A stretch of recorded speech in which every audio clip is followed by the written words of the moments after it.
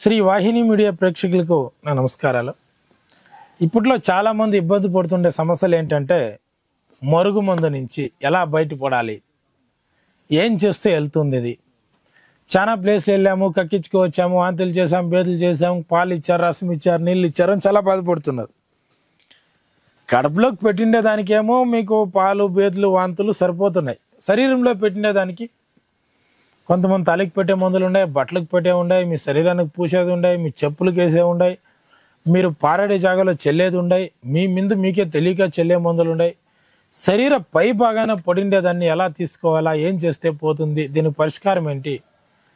చాలామంది లోపల కక్కించి ఇంకా పోలేదు అంటే పైన ఉంటుంది, ఎలా పోద్ది? అది పైన ఉండేదానికి వాడాల.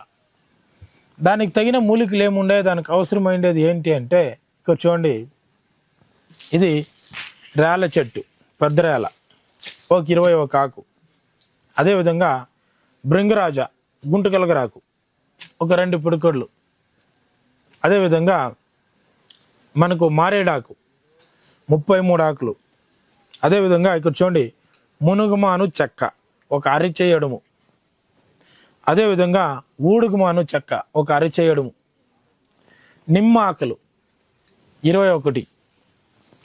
ఇవి ఆకులన్నీ తెచ్చి నున్నగా దంచి రసము లేక పేస్ట్ బాగా పేస్ట్ చేసుకోండి. చెక్క కూడా దంచి బాగా పేస్ట్ చేసుకోండి. దీనికి మంచి నువ్వుల నూనె, పరిశుద్ధమైన గానుగలు ఆడిచ్చిన నువ్వుల నూనె తెచ్చి ఒక కుండలోనే వేసి ఈ పేస్టు, నువ్వుల నూనె మొత్తం ఒక 1/2 లీటర్ నూనె పోసి పేస్ట్ పోసేసి ఇది కాగినప్పుడు ఇందులోకి చూడండి కర్పూర శిలాజిత్. ఈ కర్పూర శిలాజిత్ ముందుగానే తయారు చేసి పెట్టుకోవాలి. మీకు ఒకవేళ చేసే విధానం తెలియదంటే మన వీడియోలో ప్రత్యేకంగా దీన్ని కిడ్నీ మీద బాడీ కూల్ అవ్వడానికి ఎలా వాడింటానో చేసుకోవాలా భస్మం అనేది చెప్పింటాను. ఆ భస్మాన్నే దీనికి వాడుకోవచ్చు. ఒక 2 స్పూన్లు వేసి కాంచేయాలి.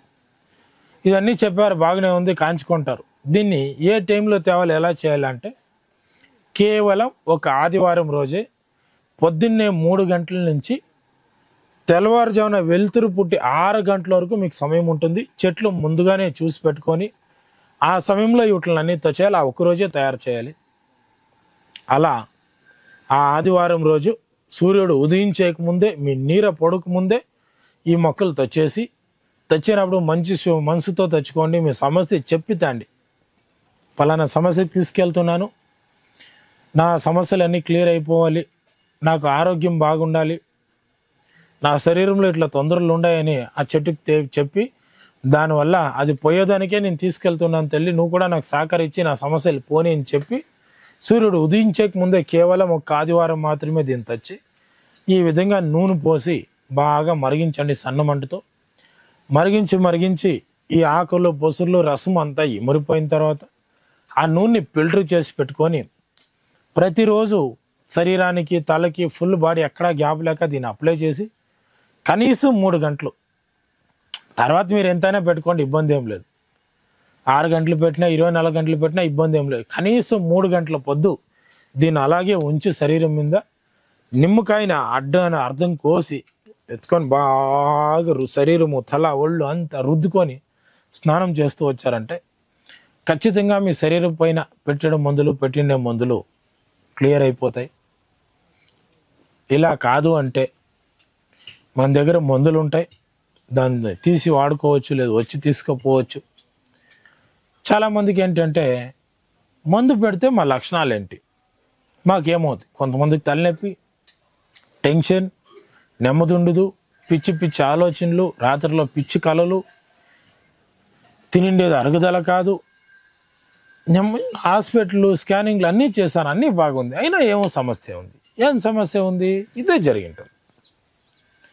కొంత కాళ్ళు లాగేయడము, నరాలు లాగేయడము, చాలా రకాల సమస్యలు వస్తూ ఉంటాయి. అదే ఇది వాడుకున్నాక సమస్యలు రావు. ఎవరైనా పెద్దలు బుద్ధిమాట చెప్తుంటే వాళ్ళని కొట్టకపోయేది, వాళ్ళని తిట్టేది, నువ్వేం చెప్పేది అనేది, నువ్వెంత అనేది పనిచేసేకయ్యేలేదు. ఎప్పుడు ఒంటరిగా ఉండిపోయేది, ఫోన్ చూసుకొని ఉండేది, మొబ్బింట్లో ఉండేది. ఎన్నో లక్షణాలు ఉన్నాయి మందు పెడితే. ఎవరు పెట్టింటే వాళ్ళ మాటే వినేది, వాళ్ళకే డబ్బులు పెట్టేది, వాళ్ళు ఎట్లా చెప్తే అట్లే ఆడేది. ఇలాంటి అన్ని రకాల సమస్యలు ఉంటాయి. ఇవన్నీ పరిష్కారం కావాలంటే ఈ ఆయిల్ బయటికి అయితే కడుపులోకి ఇంకా వేరే మందులు చెప్పింటే దాన్ని చూసి చేసి వాడుకోండి. ఒకవేళ దీన్ని గుర్తించి ఈ లక్షణాలు కాక ప్రత్యేకంగా గుర్తించేది ఎలా అంటే, ఒక కొబ్బరి చిప్పులో ఉలువలు వేసి ఆ ఉలువల్లో పాస్ పోసి వదిలేయండి నైట్ సాయంకాలంగా.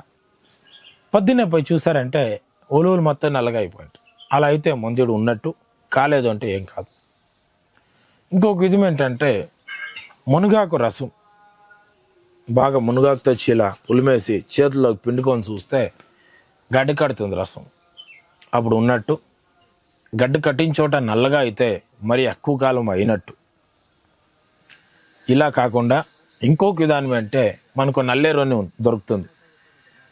ఆ నల్లేరు తెచ్చి బాగా జజ్జి కొట్టేసి ఈ గుండుల దగ్గర ఏడు పెట్టుకున్నారంటే దురద వస్తుంది. దురద వస్తే మందు లేదు, దురద రాకపోతే మందు ఉన్నట్టే. ప్రతి ఒక్కరూ దీన్ని వాడినప్పుడు కోడిగుడ్డు, పచ్చిమిరపకాయ, వంకాయ, గోంగూర, టీ, కాఫీ, ముఖ్యంగా చికెన్ను, పెరుగు, మైదా పిండితో చేసిన వంటలు పూర్తిగా ఆపేయండి.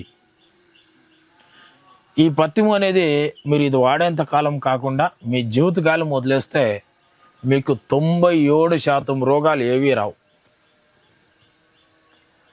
ఒకవేళ టీ, కాఫీ వదలలేను, నేను తాగాలి అనుకున్న వాళ్ళు పొద్దున్నే లేసి గరిక, రాగిమాను, నేరేడు మాను, మామిడి మాను, మర్రి ఆకులు, మారేడు ఆకులు, వీటి కషాయాలు కానీ ఎండించు కానీ పొచ్చాకులు కానీ కషాయాలు చేసుకొని తాగుతూ వచ్చారంటే అన్ని రోగాలు పోయి వజ్ర శరీరం అవుతుంది. కానీ మామూలుగా మీరు తాగే టీ, కాఫీల్లో చాలా రోగాలు వస్తాయి. మనకు ముందు కాలంలో పెద్దోళ్ళు కడుపు శుద్ధి చేసేవాళ్ళు, బేదికేసేవాళ్ళు. 3 నెలలకి, నెలకి, 2 నెలలకి, 6 నెలలకి ఒకసారి ఖచ్చితంగా బేదికేసేవాళ్ళు. అప్పుడు అన్ని సమస్యలు పోయేది. ఇప్పుడు అవన్నీ లేకపోగా ఎక్కడ లేని సమస్యలు. దాంట్లో కూడా పనికి మాలిన వాళ్ళు కొంతమంది ఈ మరుగు మందుల ప్రయోగాలు చేయడం వల్ల మనుషుల ఆరోగ్యాలు చెడిపోయి మనుషులు కూడా లేనిపోని దాంట్లో తొందరలో వస్తున్నాయి.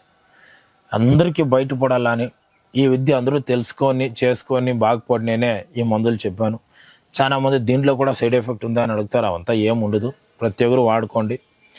ఈ వీడియోని అందరికీ షేర్ చేయండి. ఇలాంటి సమస్య ఎవరికి ఉంటే వాళ్ళకి యూజ్ అవుతుంది. ఎందుకంటే అన్ని వాళ్ళకి దొరికే మూలికలు కాబట్టి ప్రతి ఒక్కరు చేసి వాడుకోవచ్చు. అలా కాని పక్షాన మాకు కాల్ చేశారంటే దానికి సంబంధించిన మందులు మన దగ్గర అవైలబుల్లో ఉంటాయి.